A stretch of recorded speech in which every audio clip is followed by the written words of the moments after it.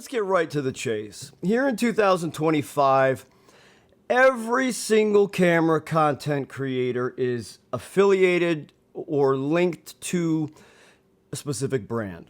Whether it's an emotional connection, a financial connection, a sponsorship, whatever it is, we all have our favorite brands. I have my favorite brands for certain things, but I still shoot on just about everything. I shoot on Micro Four Thirds, I shoot on Fujifilm, I shoot on Canon, I shoot on Sony. Is that it? I think that's it. Oh, and Sigma. I love and adore my Sigma FP. I don't have an affiliation to any of them. I'm not sponsored by any of them. I love Canon colors. I love Fujifilm simulations. I love the Sigma FP for the form factor of the package and for being my run and gun setup. And I love Micro Four Thirds for being Micro Four Thirds, for being compact, for being able to give me a camera like this, my beloved Lumix GX850. It's a pocket camera. I've got a 12 to 35 pancake zoom. I throw this in my pocket or my backpack or my man pouch or whatever you want to call it, where I keep a firearm in one pocket and a camera in the front pocket. And this thing fits. I take it everywhere. Now, I shoot with all of them for different reasons. I am filming today here with the Fujifilm X-H1, which is absolutely one of my all-time favorite cameras.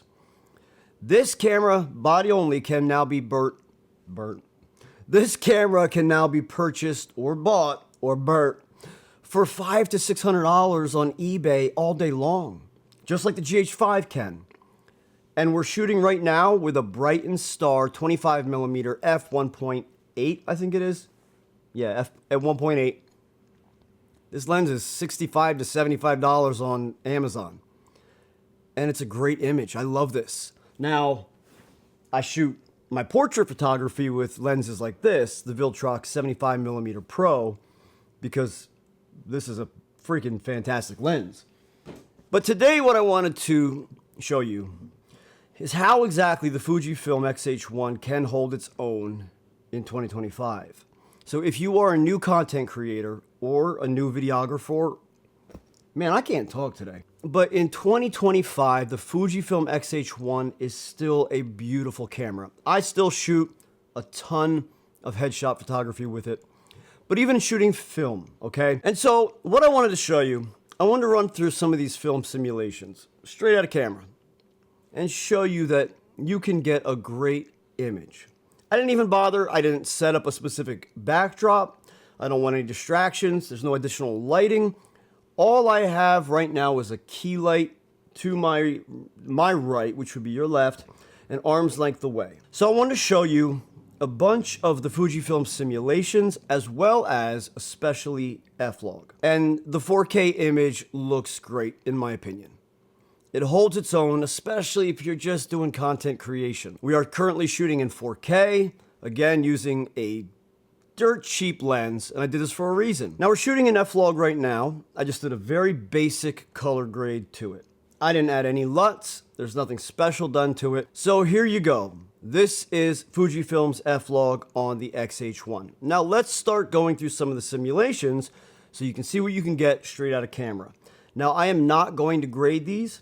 I'm not going to make any adjustments in camera.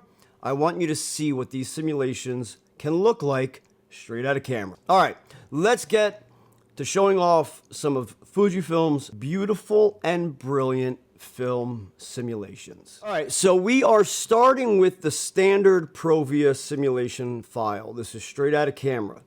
Yes, it needs some grading. Absolutely. All of these will need some touch-ups. Whether it's in camera and you make some adjustments there, or you touch them up in your favorite editing software. Again, this is Provia standard simulation. Now next, this is called Velvia. This is more for landscape photography or even some video that you want really vibrant and bright colors. You can tell that the colors are very strong.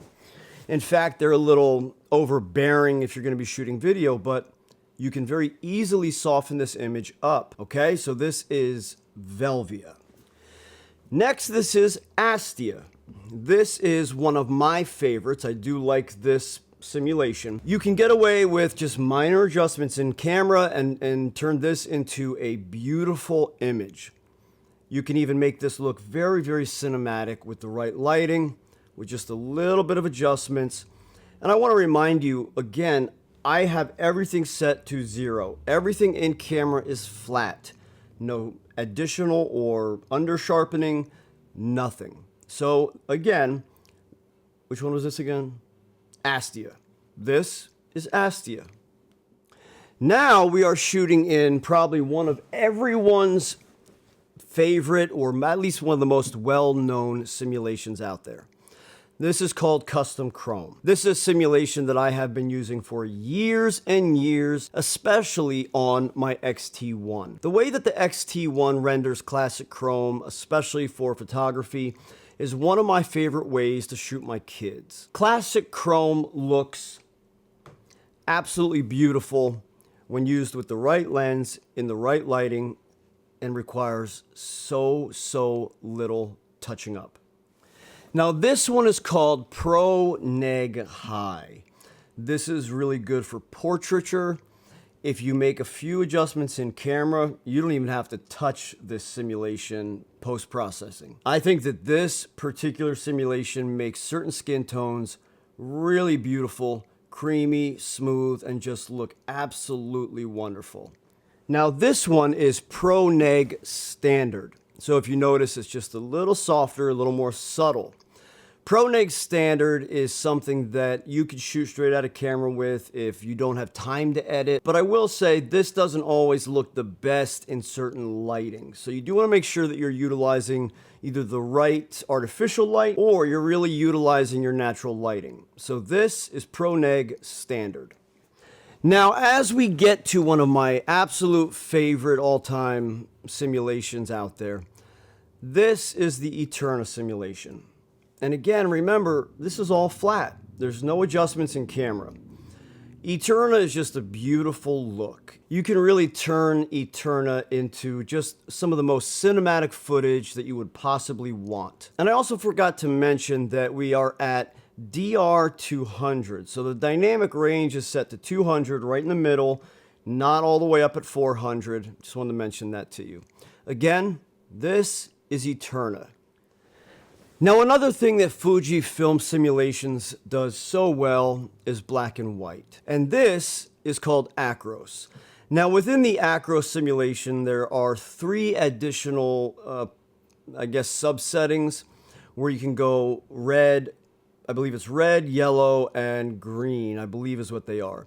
And they do adjust the tonality of the black and the white in minor ways, but they're noticeable. And in my opinion, Acros is such a smooth black and white tone straight out of camera. Just like this. So again, this is Acros. Now, in addition to Acros, we also have just a standard black and white simulation. That's what this is. It's just straight black and white.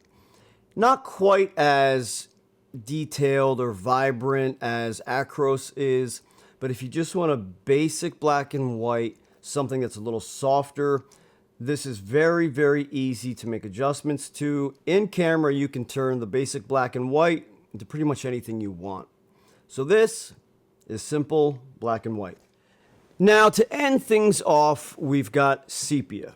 Now, obviously, nowadays, I really don't know a lot of people who are shooting in sepia, unless you are shooting some type of Western throwback kind of thing, but at least you got sepia, if you really want it, or if it's something that you like. So this is, it is what it is. So friends, there is a run through of all the Fujifilm simulations on the X-H1. You've got so many to choose from, and again, they're all straight out of camera. With minor adjustments in camera, you can really get anything that you want. Even in 2025, when everyone else thinks that everything old is obsolete, you gotta have the best of this and that and the other thing. The Fujifilm X-H1 is absolutely one of my most beloved cameras, especially because I love the images that I get for portraiture. So I hope that you found this video enjoyable, or at least entertaining, but if not, informative. This is just about the simulations coming straight out of camera that Fujifilm has to offer. All right, friends, thanks for watching another video. I'll catch you in the next one.